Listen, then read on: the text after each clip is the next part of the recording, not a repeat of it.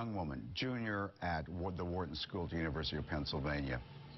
Well, 2 years ago, in fact, almost, well, it was April 11th in 2016, her life changed when she ended her own life. 21-year-old Penn student Olivia Kong went down to a subway station and lay down on the tracks in front of one of the trains. Her parents have filed a wrongful death suit against several University of Pennsylvania employees, alleging they failed to act when Olivia became depressed and reached out for help. Olivia's parents are here, along with their attorney, Carol Nelson Shepard. Thank you for being here. Thank you both. If you can, tell me more about Olivia, because she was I know that she went to Penn, but she was a Philly girl. Where did she go to elementary school? Yeah, McCall. Oh, McCall. Great school. And then on to high school where? Central High School. Central High School. Okay. What was she? Tell me more about her. Was she into sports? What did she like to do? She liked to play tennis. I hear she's a very good tennis player. Yeah. And she liked to travel. Yes. As I understand, she did study abroad, right? Yeah. Study abroad. Where did she go? She went to Australia for 1 semester. Mm-hmm. And then came back here. Yeah. Okay. Did you know? Did she reach out to you and tell you that she was worried about her grades and feeling like she wanted to harm herself? Did she ever say that to you? She just told us she can't sleep in the past week. Mm-hmm. And she's very concerned about her class. Yeah. She may feel she tried to drop one class. Yeah. So tell me how many times Olivia went to officials. Do they have psychiatrists at Penn? To answer your earlier question, all they knew was that she had gotten sick in the early part of the semester. Physically ill, and that she had gotten a little behind in her class, and she wanted to drop the class. Okay. That's all the parents knew. What Penn knew was that Olivia sought out help from what's called their Counseling and Psychological Services Center, or CAPS. And she and others on her behalf had specifically stated during this period of time from April the 7th before her death on the 11th that she was thinking of suicide, planning suicide, gave a date when she was going to commit suicide, which is all documented in Penn's records 9 times. 9 times. And now, how is it documented? It's from their own notes? From their own notes. When she applied to drop the class, she said, "I'm depressed and feeling suicidal." She wrote that herself. You know, it's one of the, I've been through depression therapy. One of the first questions they ask, do you feel like harming yourself? Do you feel like ending your own life?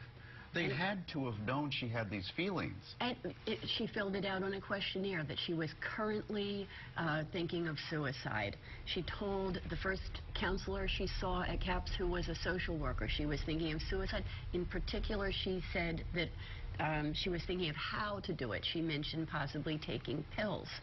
She did interact with a psychiatrist 2 times who worked for CAPS. He was the on-call psychiatrist who talked to her on the telephone and never saw her in person. What time of day did she go down to the train?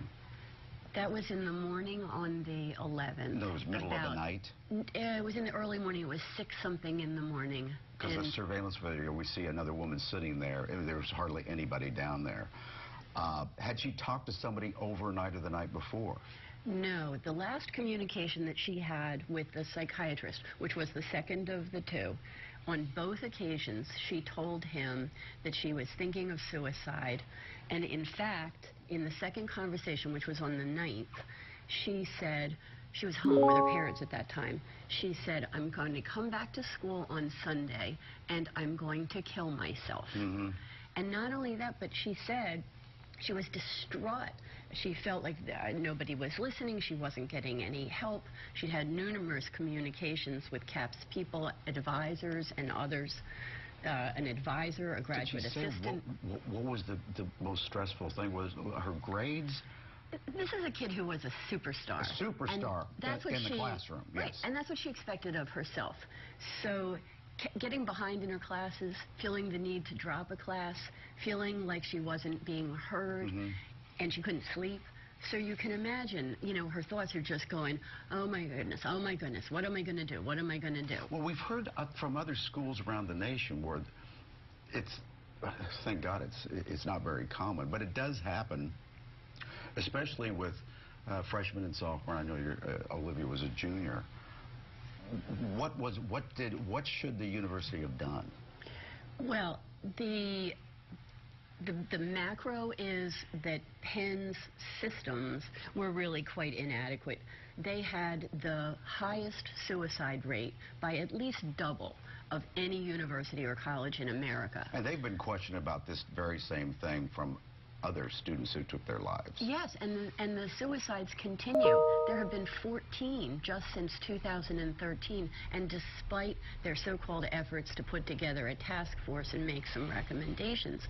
But secondly, in the case of Olivia, sometimes kids keep their thoughts and their feelings to themselves. That's true, and wouldn't even tell their parents. That's right, but she was reaching out for help. Loudly. Loudly. And she even said, maybe I need to go to the ER. Maybe I need to go to the hospital. And you know what that psychiatrist said to her? He was worried about the cost.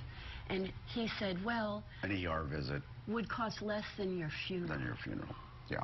And please contact me during my business hours. Yeah, that was the first call. So we reached out to Penn. They say they can't comment about things like this when legislation is involved, so they'd have to comment after. Are we going to trial? Well, we just started the suit yesterday. Okay. We got a ways to go. Okay. Thank you all for being here. Sorry for your loss. I know it's been 2 years. Thank you. It doesn't get any easier, that's for sure.